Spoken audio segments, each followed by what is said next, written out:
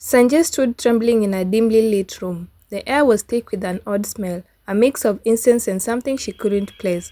Before her was a large bed, draped in crimson sheets. On the other side, a wooden woman whispered in a language Senje didn't understand. Her heart raced as a strange growl echoed from the shadows. "This is your initiation," the woman said coldly, her eyes glittering. Sanjay's knees wobbled. She didn't want to be here, but she had no choice. The city had promised wealth and opportunities, but it had delivered something entirely different.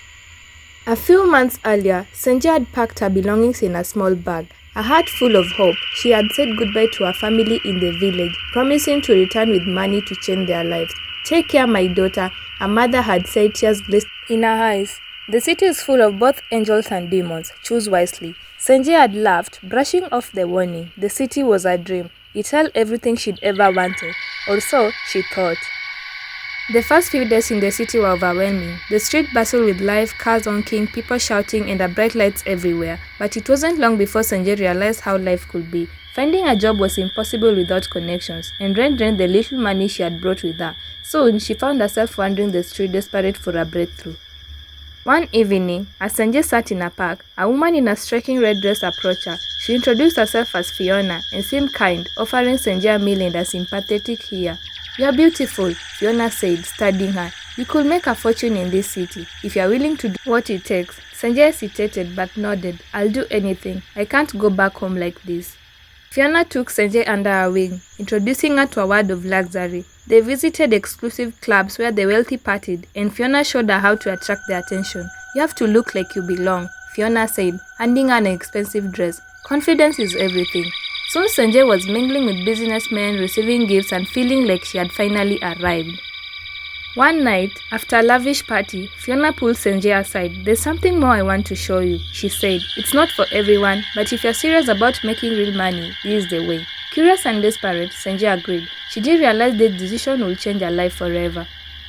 Fiona took Senje to a mansion on the outskirts of the city. The house was grand with towering gates and guards at every corner. Inside, Senje met other women, all dressed in expensive clothing and dripping with jewelry. "This is where it all begins," Fiona said, handing Senje a glass of wine. "You'll be richer than you ever imagined."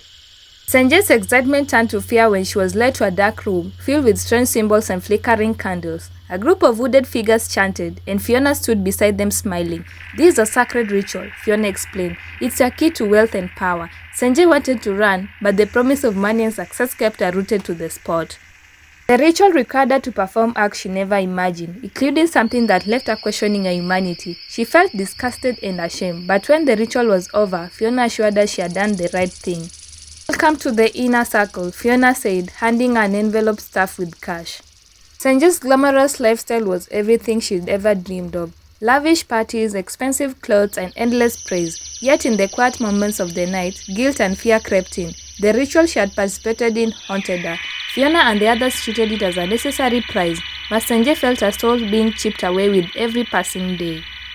One evening, as she sat in a high-rise apartment looking over the glowing city, she heard a faint knock at the door. It was Andrew, a young man who worked as a delivery driver and often brought her groceries. Over time, they developed a casual friendship. "Are you okay?" he asked, noticing the dark circles under her eyes. Senje hesitated, then nodded. "Just tired, that's all."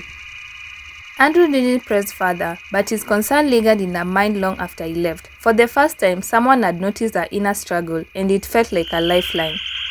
Andrew began visiting Senje more often, bringing simple gifts like fresh fruit or flowers. His warmth and kindness were a stark contrast to the cold opulence of her world. One day, he invited her to join him for a walk in a nearby park. Senje hesitated. Her life rarely involved anything so ordinary, but she agreed.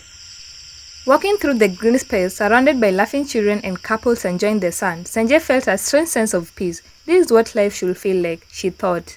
But as they walked back to her apartment, a sleek black car parked nearby caught her attention. Fiona sat inside, her piercing gaze locked on Senje. "We need to talk," Fiona said, later that evening.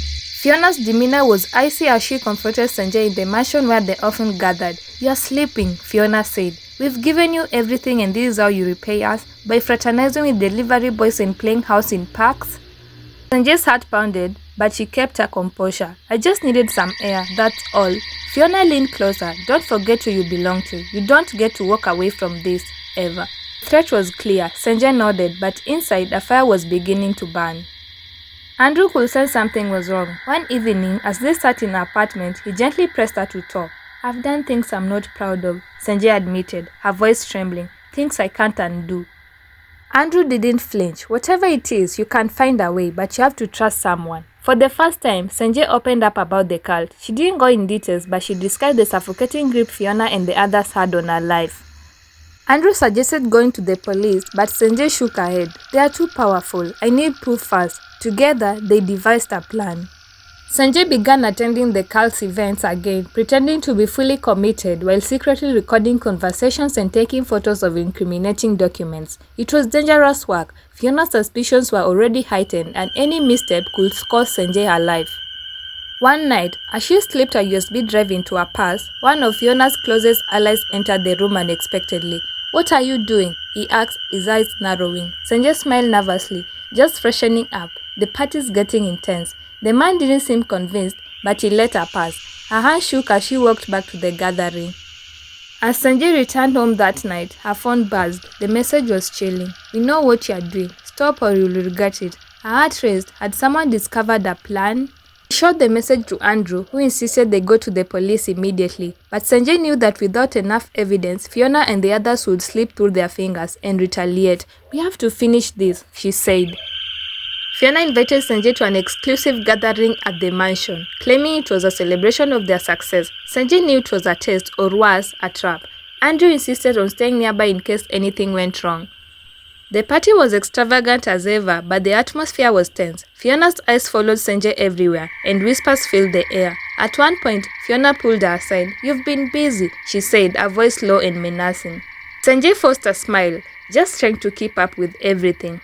Fiona leaned in. "Make sure you're keeping up in the right way. We don't take betrayal lightly." Senje's stomach churned, but she maintained her composure. Every second felt like walking on a tightrope, but she had one goal: to collect the final pieces of evidence.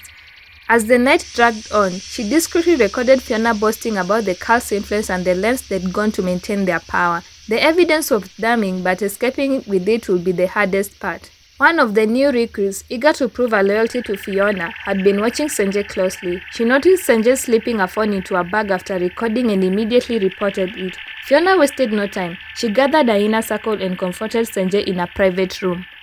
"What do you think you're doing?" Fiona's voice was cold and venomous. "I don't know what you're talking about," Senje replied, feigning ignorance, but her trembling hands gave her away. "You've been recording us," Fiona said, stepping closer. "Did you really think you could outsmart me?" Before Senje could respond, Fiona signaled two of her men to block the exit. "You're not leaving here alive." As Fiona's men advanced, Senje's heart pounded. She backed away, clutching her bag tightly, praying for a miracle. Suddenly, the door burst open. Andrew stormed in with a group of undercover police officers, their weapons drawn. "Step away from her," Andrew shouted. Chaos erupted. Fiona and her guards tried to resist, but they were quickly overpowered. Senje collapsed into Andrew's arms, overwhelmed by relief.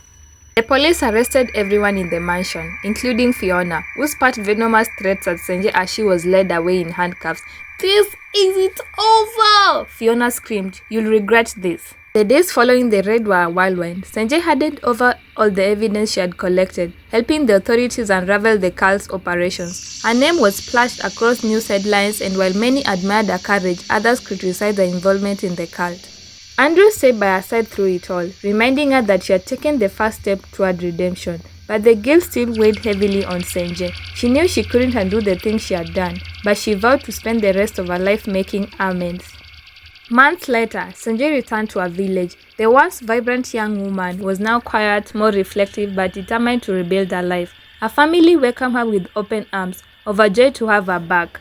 Senje started a small business in the village, using her experiences to mentor young women and warn them about the dangers of chasing quick wealth. Andrew visited often, and their bond deepened with time. One evening, as Senje watched the sunset over the village, she felt a sense of peace she hadn't known in years.